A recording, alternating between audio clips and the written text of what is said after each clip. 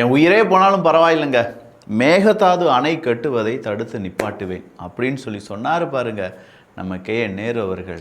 Sir என்ன sir, இவ்வளோ நாள் காங்கிரஸ் கூட கூட்டணியில் இருந்தீங்க, இப்போ காங்கிரஸை விட்டு ரொம்ப அகலமாக போய்கிட்டே இருக்கீங்க, காங்கிரஸை சும்மா கழுவி ஊற்றுறீங்க, திருப்பி காங்கிரஸ் உங்களை கழுவி ஊற்றுறாங்களே. உதயநிதி ஸ்டாலின் அவர்கள் சொல்லிட்டாரு, இனி எந்த காலத்திலும் எக்காரணத்தாலும் காங்கிரஸ் கூட நம்ம கூட்டணி வைக்கக்கூடாது, காங்கிரஸுக்கு நாம் பாடம் புகட்டுவதை விட மக்கள் பாடம் புகட்டுவார்கள் அப்படின்னு சொல்லி. இது ஒரு இழுபறியாகவே போயிட்டு இருக்கக்கூடிய இந்த நேரத்தில் திடுதுப்புன்னு பார்த்தா ஒரு சடன் பிரேக் போட்டால் எப்படி இருக்கும்? நிறைய விஷயங்களை இந்த ஒரு வீடியோவில் பார்க்க போகிறோம். இது தமிழ் பொக்கிஷம் வழங்கும் ஆழமான அரசியல் சதுரங்கம்.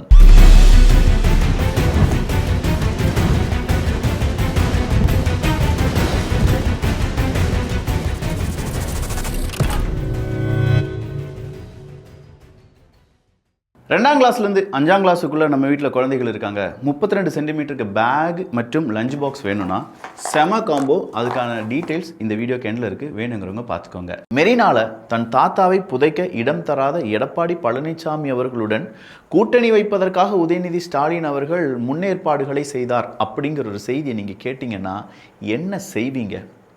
புளிச்சுன்னு ஏதாவது செய்யணும்னு தோணுமா இல்லையா? ஏன்னா அதிமுக திமுக பெரிய அளவில் எதிரி கட்சிகள். திமுகவை ஒழிப்பதற்காக அதிமுகவும் அதிமுகவை ஒழிப்பதற்காக திமுகவும் மாற்றி எவ்வளவு சண்டை செஞ்சுருக்காங்க. நம்மளெல்லாம் இப்படி பார்க்க வச்சு என்னையா இவங்க இப்படி வச்சுக்கிறாங்க, அவங்க 5 வருஷம் அவங்க 5 வருஷம் இவங்க, இப்படி தானே நம்ம அரசியலை பார்த்துட்டு இருந்திருக்கோம். ஆனால் திடுதிப்புனி தாவேக்கா உள்ளே வந்த உடனே மச்சான் நாம தான் 2 பேரும் தான், அவங்கள விடவே கூடாது அப்படின்னு சொல்லி உதயநிதி ஸ்டாலின் அவர்கள் தான் இதில் ரொம்ப பெரிய அளவில் ஒரு ரோலை ப்ளே பண்ணார் அப்படின்னு சொல்கிறத நான் சொல்லலை, மாணிக்கம் தாக்கூர் அவர்கள் சொல்லியிருக்கார். யார் அவர் அப்படின்னு கேட்டால் காங்கிரஸினுடைய முக்கியமான நிர்வாகின்னு வச்சுக்கோங்களேன், MP. அது மட்டும் இல்லாமல் முக்கியமான சில விஷயங்கள், உள்ளடி வேலைகள், அங்கே இருக்கக்கூடிய உள்கட்சி சம்பவங்கள், இது எல்லாத்தையும் தெரிந்த ஒரு நபர் மாணிக்கம் அவர்கள்.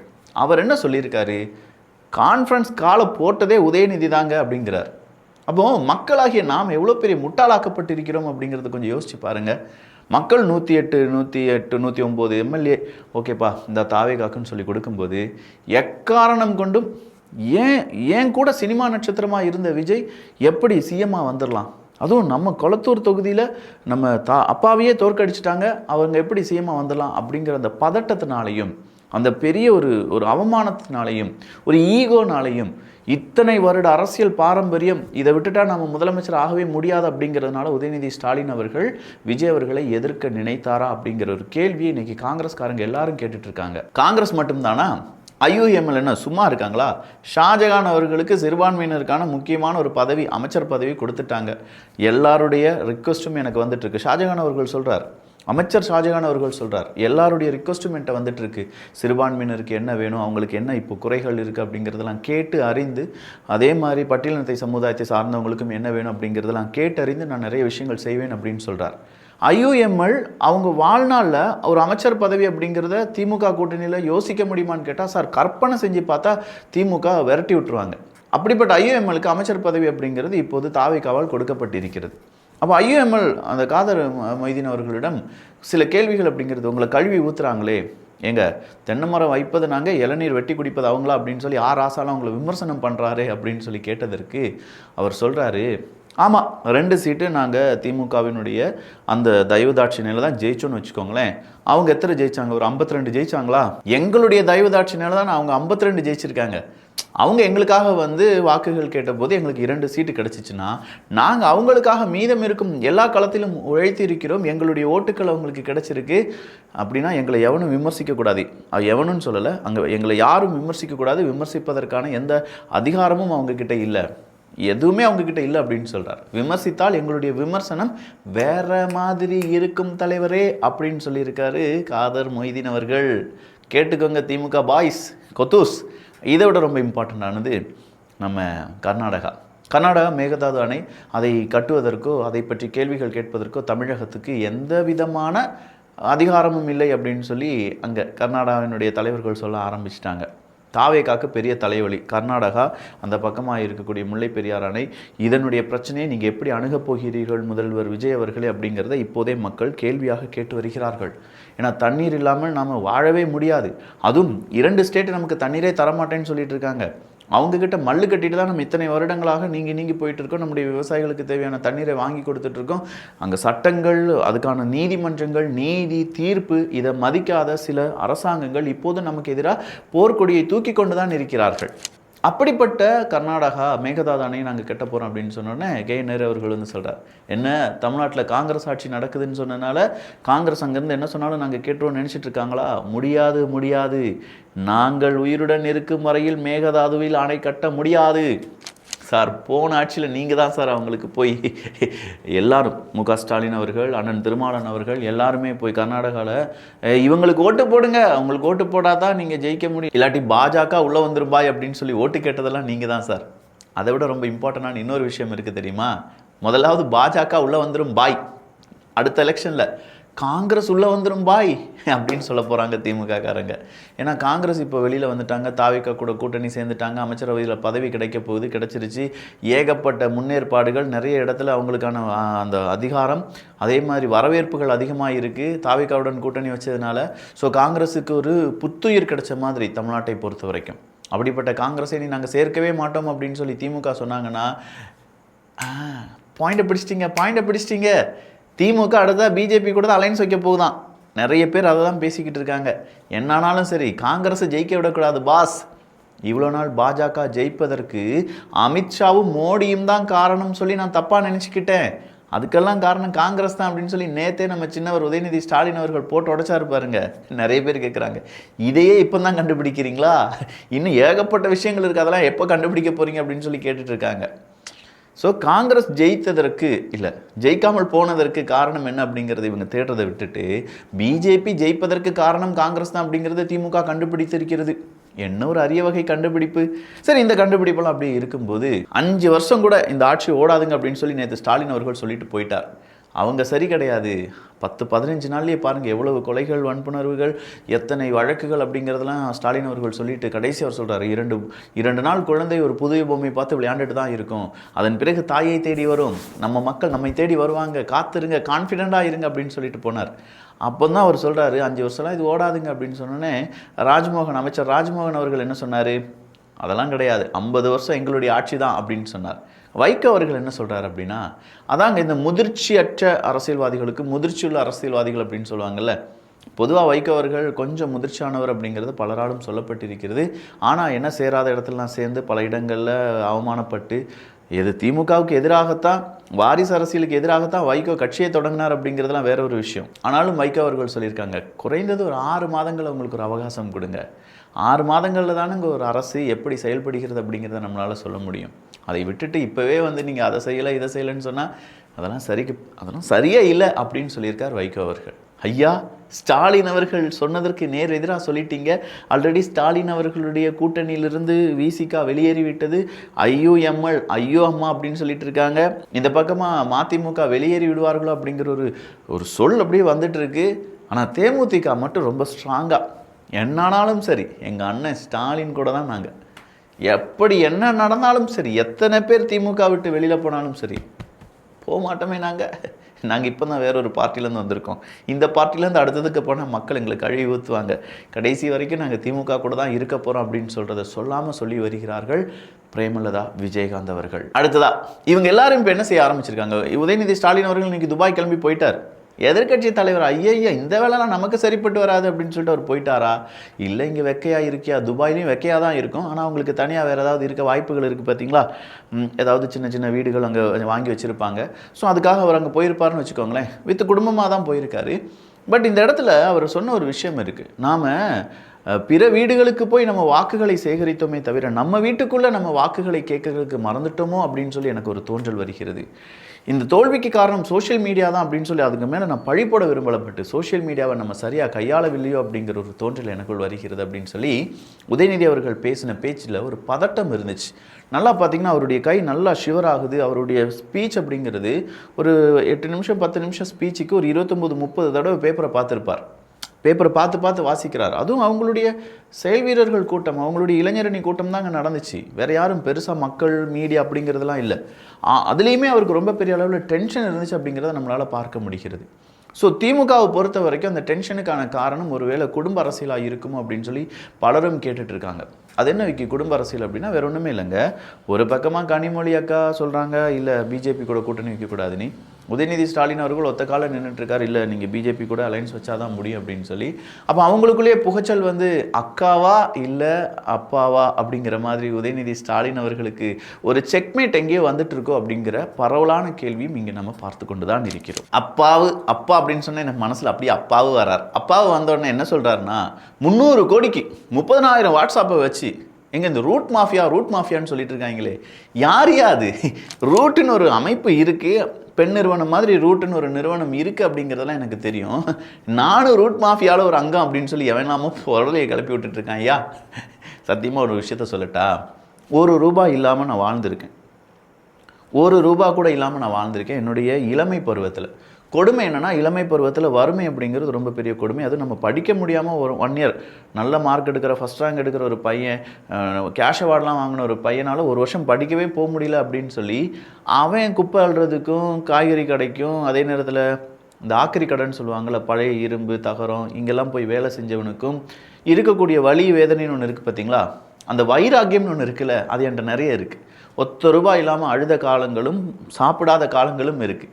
அதை தாண்டி தான் நான் இப்போ ஒரு யூடியூபராக, ஒரு சாஃப்ட்வேர் இன்ஜினியராக, அதன் பிறகு இப்போ ஒரு என்டர்பிரனராக உங்கள் முன்னாடி நிற்கிறேன். கிட்ஸ் பெஸ்டி அப்படிங்கிற ஒரு வெப்சைட்லாம் வச்சுருக்கேன்ல, இ-காமர்ஸ் வெப்சைட். அந்த நேரம் வந்து ₹1 கோடி கொடுத்து இந்தாடா நீ இந்த பார்ட்டிக்காக பேசுகிறான்னு சொன்னால் நான் வாழ்ந்த வாழ்க்கைக்கு அர்த்தம் இல்லாமல் போயிருமியா? ரூட் மாஃபியா வந்தாலும் சரி, பெண்ணே வந்தாலும் சரி, அதிமுக திமுக தாவேகா 1 கோடி பல கோடி தரேன்னு சொன்னாலும் சரி, நான் நிம்மதியான வாழ்க்கையை வாழ்ந்துட்டுருக்கேன்.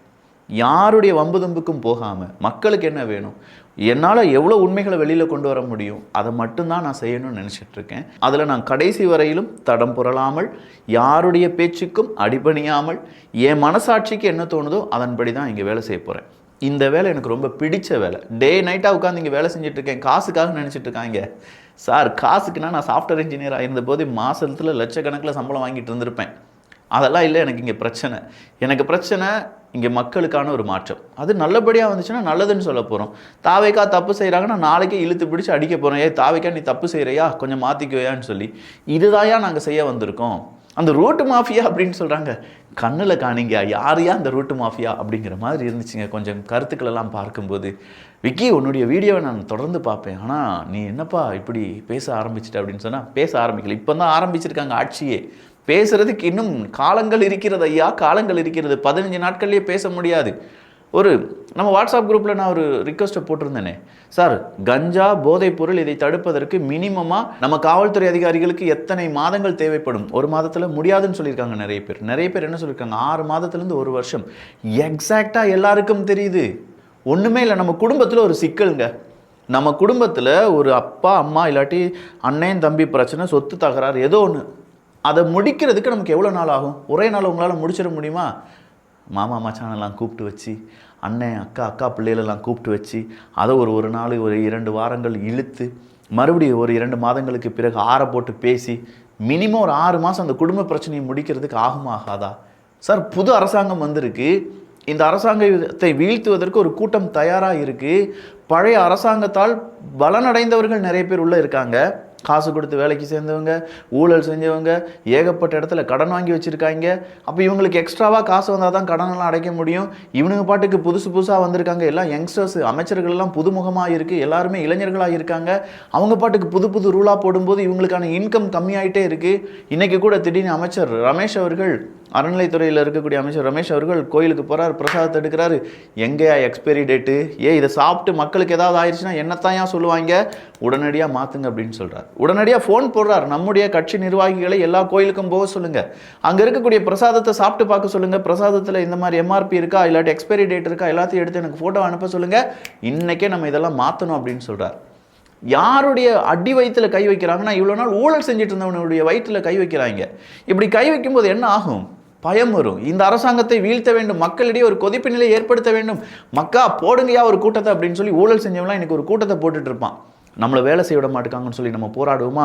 இல்லை நம்ம வேலையை இவனை சரியாக செய்ய விடலை அப்படின்னு சொல்லி போராடுவோமா? ஏதாவது ஒன்று செஞ்சு மக்களை கரண்டை கட் பண்ணி விட்டுருமா, தண்ணீரை வர விடாமல் செஞ்சிருமா, சரியாக பஸ் ரூட்டை விடாமல் விட்டுருமா, இப்படின்னு சொல்லிலாம் நிறைய பேர் இருப்பாங்க. ஐயா தாவேகாவினுடைய முக்கியமான தலைவர்களே, இங்கே இருக்கக்கூடிய நம்ம வீடியோவை பார்க்கக்கூடிய தாவேகாவினுடைய உறுப்பினர்கள் இருக்காங்க, அமைச்சர்கள் இருக்காங்க, எம்எல்ஏக்கள் இருக்காங்க, எல்லாரும் இருக்காங்க. ஐ நோ அவங்கெல்லாம் நீங்கள் என்ன செய்கிறீங்கன்னா, உங்கள் ஊருக்குள்ளேயே உங்கள் கூட்டத்துக்குள்ளேயே நிறைய கருப்பாடுகள் இருக்குது. உங்கள் ஆட்சியை கவிழ்ப்பதற்காக ஏகப்பட்ட சூழ்ச்சிகள் செய்யப்பட்டு வருகின்றன. சில வாட்ஸ்அப் குரூப்பில் நானும் சில கருப்பாடுகளாக இணைந்திருக்கிறேன். அவங்க போடக்கூடிய பிளான் எல்லாமே என்னென்ன அப்படிங்கிறத எனக்கும் கொஞ்சம் கொஞ்சம் தெரிகிறது. அதனால் பார்த்து உஷாராக இருங்கய்யா அப்படிங்கிறது தாழ்மையான வேண்டுகோள். ஐயோ, அப்பாவை பற்றி தானே பேசிகிட்டு இருந்தோம். எங்க 300 கோடி ரூபாய்க்கு 30,000 வாட்ஸ்அப் குரூப்பை தொடங்கி ஒரு 300க்கும் அதிகமான ஜூனியர் ஆர்டிஸ்ட்டை கிரியேட் பண்ணி தப்பாக ரீல்ஸை எடுத்து போட்டு தான் அவங்க ஜெயிச்சிருக்காங்க. ஆமாம், இவங்க இதெல்லாம் செய்யவே இல்லை. சன் நியூஸை வச்சுக்கிட்டு இவ்வளோ நாள் கொலை கற்பழிப்பு அப்படிலாம் நடந்ததெல்லாம் மூடி மறைச்சிக்கிட்டு மானாட மயிலாட ஒயிலாட அப்படின்னு சொல்லி பாட்டு போட்டு நீங்கள் டான்ஸ் ஆனது எங்களுக்கு தெரியும். இன்னொரு இடத்துல ஏதாவது தப்பு நடந்துச்சுன்னா தப்பு நடக்கவே இல்லையே அப்படின்னு சொன்னது எங்களுக்கு தெரியும். சார் தப்பு நடந்துருச்சு அப்படின்னு சொல்லி யூடியூபர் ஒருத்தன் பேசிட்டானா, விடிய காலையில் 3 மணிக்கு அவன் வீட்டுக்குள்ளே 30 போலீஸ் அனுப்பி 3 வண்டியில் அவனை சுத்தோன்னு சுத்த வச்சு நாடு முழுவதும் அவனை பற்றி தப்பாக பேச வச்சு கடைசி அவனை ஒரு 8 தூரத்தில் இருக்கக்கூடிய சிறைச்சாலையில் அனுப்பி வச்சு அவங்களுடைய அம்மா அவங்க தனியாக இருக்கும்போது அவங்க வீட்டுக்குள்ளே மலத்தை கொட்டி என்னெல்லாம்டா செஞ்சீங்க டே, அதெல்லாம் மக்கள் மறந்துடுவாங்களா? சரி, இதெல்லாம் கூட விட்டுடலாம். ஆனால் கடைசி காலத்தில் நாங்கள் எலெக்ஷனுக்காக வெயிட் பண்ணிட்டு இருக்கிற நேரத்தில் யூடியூப்பை திறந்து விக்கி வீடியோவை பார்க்கலாம் அப்படின்னு சொல்லி அவங்க எடுத்து பார்க்கும்போது ஸ்டாலின் வருகிறார், மீண்டும் திராவிடம் 2.0 அப்படின்னு சொல்லி அட்வர்டைஸ்மெண்ட்டை போட்டு அடிச்சிங்களேடா. அதுக்கு எத்தனை கோடி செலவழிச்சிங்கன்னு எங்களுக்கு தான் தெரியும். இப்போ கூகுள்கிட்ட போய் கூகுள் ஆட்சன்ஸ் டிஎம்கே எவ்வளோ ரூபாய் செலவழிச்சாங்க அப்படின்னு சொல்லி போட்டு கொடுத்தா கூகுளே போட்டு கொடுத்துரும் அவங்கள பற்றி. அவங்க 300 கோடி செலவழிச்சாங்கன்னா நீங்கள் 3000 கோடி ரூபாய் செலவழிச்சிங்க. ஏங்க நீங்கள் இன்ஸ்டாகிராம் அந்த பொலிட்டிக்ஸ் செய்யலைன்னு நினச்சிட்டு இருக்கீங்களா? யார்கிட்ட சார் காதில் பூ சுத்துறீங்க? 1.5 லட்சம் சார், 1 லட்சம் பேர் வெளியில். ஐயோ, என்ன பெரிய உருட்டது. அதை இன்றைக்கி எங்களால் மறக்கவே முடியலை. இன்ஃப்ளூயன்சர்ஸ் மார்க்கெட்டிங் தானே நீங்களும் செஞ்சீங்க. ஏன் அப்போ வெற்றி பெறலை? எல்லாரும் தப்பாக நினச்சிட்டு இருக்காங்க திமுக தோற்றதற்கு காரணம் இன்ஸ்டாகிராம் அப்படின்னு சொல்லி. ஜென்சி பசங்க அவங்களே இப்போ ஃபீல் அதாவது ஒரு பொருள் கீழே விழுதுன்னா திடீர்னு இப்படி செஞ்சு பார்ப்பாங்க, எங்கே நமக்கு ஸ்பைடர்மேன் பவர் வந்துருச்சு அப்படின்னு சொல்லி. அதே மாதிரி ஜென்சி பசங்கள்லாம் ஒருவேளை நாம் போட்ட ரீல்னால தான் திமுக தோத்துருச்சோ, ஒருவேளை நாம் போட்ட கண்டனால தான் தாவேகா ஜெயிச்சிருச்சோ அப்படின்னு யோசனை வர செய்ய ஆரம்பிச்சிட்டாங்க.